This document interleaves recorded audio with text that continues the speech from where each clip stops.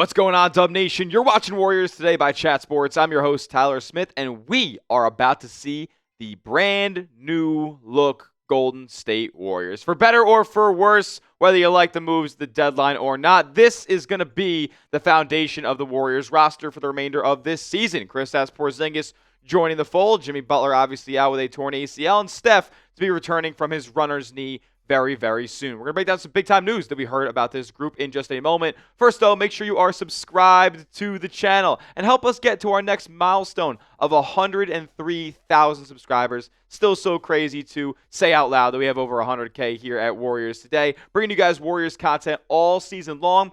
Don't miss a thing here surrounding your dubs at Warriors Today. Hit that subscribe button, turn your notifications on as well. All right, so we are about to see how Kristaps Porzingis fits into this Golden State Warriors roster. And look, I'm not going to lie to you guys. As long as he's healthy, I think it's going to be like a glove. Now, the Golden State Warriors come back from the All-Star break back to the Chase Center, matching up with a familiar foe in the Boston Celtics, a team that obviously Golden State beat in the 2022 NBA Finals, but the Celtics a much different team now. Golden State a much different team now. And this game is interesting. The Celtics have kind of put BTA to the Warriors as for the last couple of years, but it looks like Steph is set to return from his runner's knee here that he'd been dealing with, for about a week or so leading up to the All-Star break. Back in the lineup, a much-needed source of offense for this Golden State Warriors team. We're still unsure about the Kristaps Porzingis debut. It's trending like he's going to be there. He ran through some practices and is set to be taking part in a scrimmage as far as when we're recording this video. So we'll see if he's able to go. Here's what Steve Kerr had to say about the early introduction of KP. Kristaps has been here the last handful of days and practiced today with the team. Looks good. He's feeling good. We won't make a determination until after tomorrow when we practice tomorrow afternoon. We'll get up and down the floor in scrimmage, which we didn't do today. Now, at the time of recording, we don't have any information about how this scrimmage went. I'll even do a little bit of a last second, because sometimes I do these things where I'm recording the videos and the news comes out while we're literally in front of the camera. So I'll make sure that we haven't heard anything about this Golden State Warriors scrimmage here with Kristaps Porzingis. And no, we still have not heard anything about it. Hopefully he's able to get out there on the floor here, because when he is going to be on the floor with the Golden State Warriors, I think he's going to look awesome. And so does Steve Kerr. Here's what he said about the fit.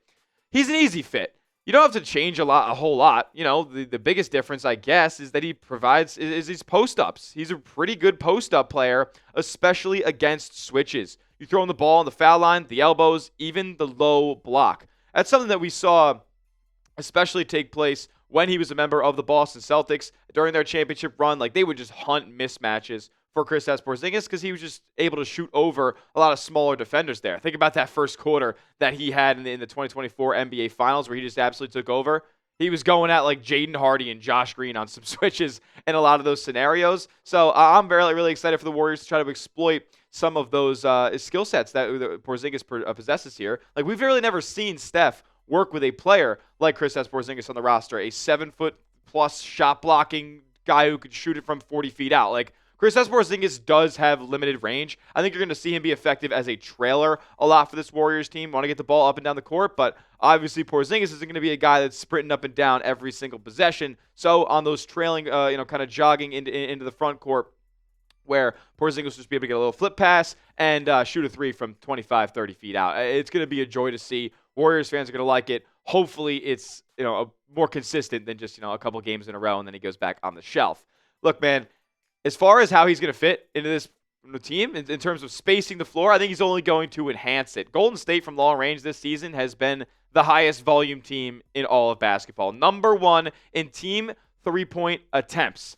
Number one in team three-point field goal frequency. And number one in team three-pointers made. This team gets up a ton. Just really playing into that math problem, that math equation here. 3s over 2s, get as many shots up and as many possessions as you possibly can. Porzingis has played in a system like that with the Boston Celtics when he won a championship. So I think it's going to be an awesome, awesome fit here. And look, the ceiling for Golden State is higher than it was with Jonathan Kuminga. I don't think there shouldn't be any disputes about that at this point. Like, the ceiling is there. It just comes down to Kristaps Porzingis' health. Like, DeAnthony Melton thinks the ceiling is through the roof with Kristaps Porzingis. Here's what he had to say on his new teammate.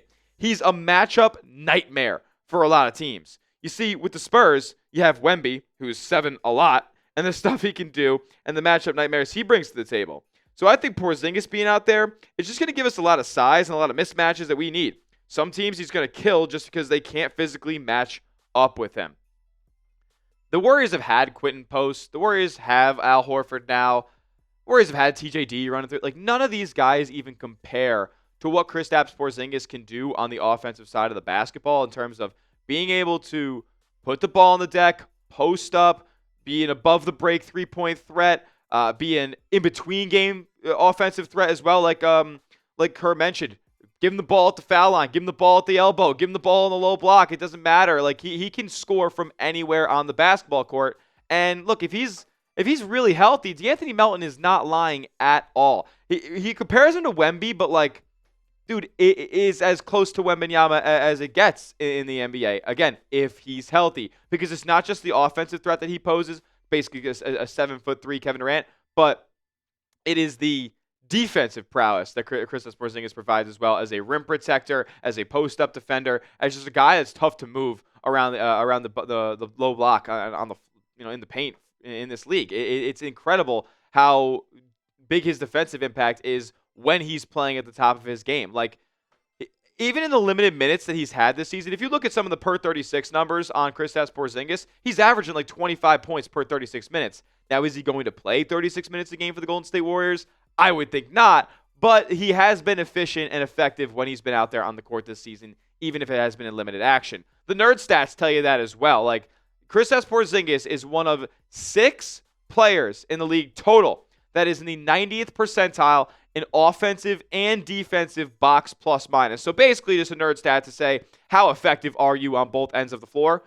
Kristaps Porzingis is one of the most effective players in all of basketball. He just has to be healthy. So I'm looking forward to seeing him get out there on the floor and fitting and gelling and building chemistry with this team, because look, down the line he's going to be an unrestricted free agent at the end of the season due to the injuries that he's had in the past. I can't see him commanding a big time contract. Maybe they end up bringing him back for cheap if he looks really, really good in this system. I think there's a good chance that ends up happening. With that being said, make it known for me down below if you are fired up for Kristaps Porzingis to get back out there on the court with the Golden State Warriors for the first time. Do one thing for me, hit that thumbs up icon and like today's video. Coming up next, we got to talk about Curry. Maybe multiple Currys. Yes, because we do have 2 on the roster. We'll tell you the latest on Steph and Seth to wrap up today's show. First, though, I got to tell you guys about our sponsor, as this episode is brought to you by Rocket Money. Guys, straight up, I'm the worst spender that I know. Like, I'm always stressing month to month, talking about my bills and the finances and how irresponsible my spending is. So I decided to take charge of my spending for 2026 and downloaded Rocket Money. Rocket Money is a personal finance app that helps find and cancel your unwanted subscriptions, monitors your spending, and helps lower your bills so you can grow your savings. Rocket Money, they rose to the top because of this insane feature where they literally track down your subscriptions and like, if you're not using this or if you're using this twice, yes, I had 2 subscriptions to a streaming service, and Rocket Money pointed it out because I didn't even know about it, and they were like, we're just going to cancel this for you, and they made it happen, saving me a little bit of cheddar. Also, the app consolidates checking, savings, loans, and investments into a single dashboard to give users a clear view of their financial picture. I've never felt more at ease about my finances than with Rocket Money. They also have an automated savings feature that helps you grow towards goals with adjustable amounts and frequency. It's like a set it and forget it approach. Rocket Money does all the work. So, let Rocket Money help you reach your financial goals faster. Join at rocketmoney.com/warriorschat. That's rocketmoney.com/warriorschat. rocketmoney.com/warriorschat. And all that information is clickable down in the comment section and description of today's video. All right, so like I said, Steph set to return back to the lineup for your Golden State Warriors on Thursday against Boston, a team that he has performed very well against in his career. But again, just another game on the schedule here that the Warriors need to win. They sit at 29-26. They are saying, even though they've made all these lackluster moves, or no moves to be quite honest with you, they're still saying they want to go make a playoff run. Steph is out there saying, I can compete in this league. So I'm going to believe him for the time being. We're going to see how this all plays out over the next couple of weeks. Now, obviously, Steph has to be prioritized in terms of his health here. He went down to the Minnesota series in 2025, and this team just couldn't compete. And you're kind of going to be even in a worse off situation because you didn't even have Jimmy Butler or Jonathan Kuminga to create some level of offense in that series. Jimmy was all hampered, too. He could barely play. Kuminga was playing well, but the Warriors weren't winning because of it, obviously. So Steph can't get hurt again. Steph can't miss any more time the rest of the season, at least the extended period. If he's missing a back-to-back or, third game in 5 nights or something like that, and he needs a break, sure. I'm cool with these. 37 years old, especially if they rattle off like 3-4 wins in a row, like I could be cool with that.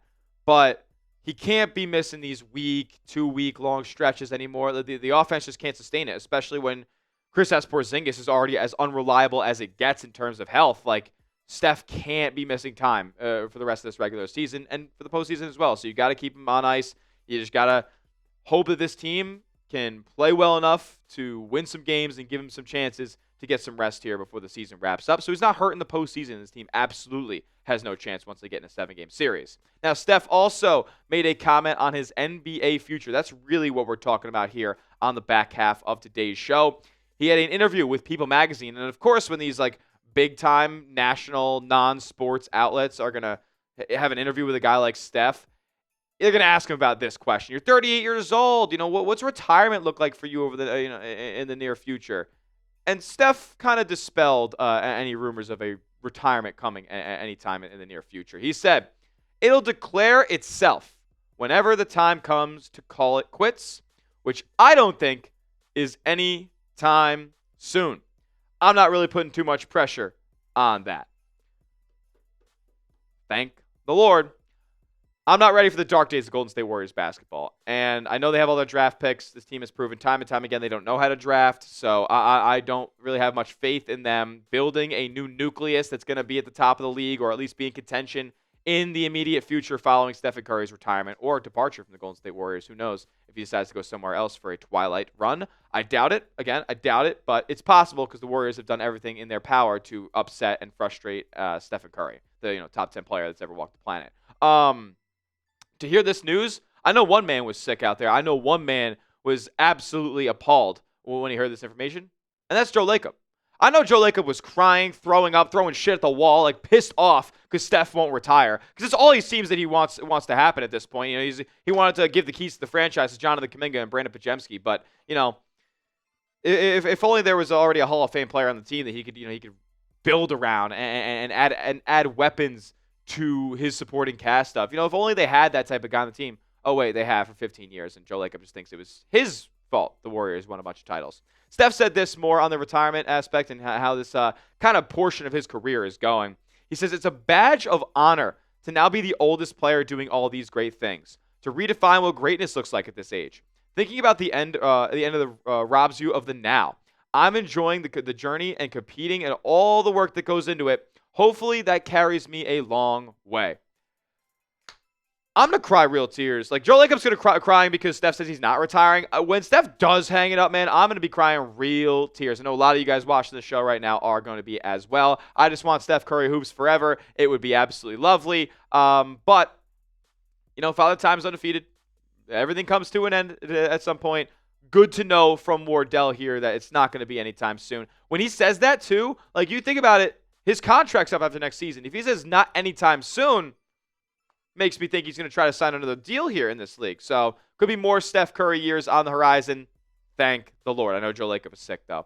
Also on Seth Curry, speaking of sick/injured here, Seth should be coming back to the lineup here in the sort of near future, I guess. Warriors PR put this update out saying, Golden State Warriors guard Seth Curry, who's missed the last 24 games due to a sciatic nerve-related injury, was recently reevaluated. The reevaluation indicated that Curry continues to make good progress. He will begin to intensify his on-court workouts this week, including live play, and will be reevaluated again in 2 weeks. This is a guy that they're kind of basically saying hopefully he's ready for the playoffs. Hopefully he's ready for the last couple week stretch of the season. Seth seems like a guy who will be out there on the floor for the Warriors in that last week stretch when Steph and hopefully some other guys are sitting out because the Warriors have their seed locked up. That wasn't the case last year. Remember, we went all the way to Game 82 against LA.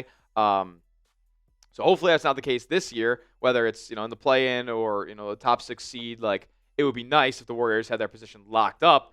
around that time. But the margins in the Western Conference are razor thin. We'll see if Seth Curry is able to make an impact here toward the back half of this season. But with the addition of Kristaps, with the news about Seth coming out, let's just shoot only threes from now on. The Warriors already take the most in the NBA. Let's just shoot only threes. We're bringing back Seth into the mix here.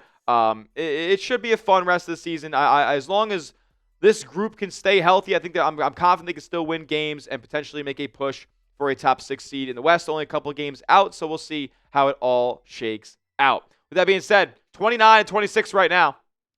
What will the final record be? And what seed will the Warriors be in the Western Conference? That's what I want you guys to go down below and comment before we get out of here on today's show. Predict the Warriors' final record and seed in the Western Conference, as that will do it here at Warriors Today. Make sure you are subscribed to the channel, youtube.com/WarriorsTV, for the latest and greatest on your Dubs all season long. See you guys next time, and as always, let's go Dubs.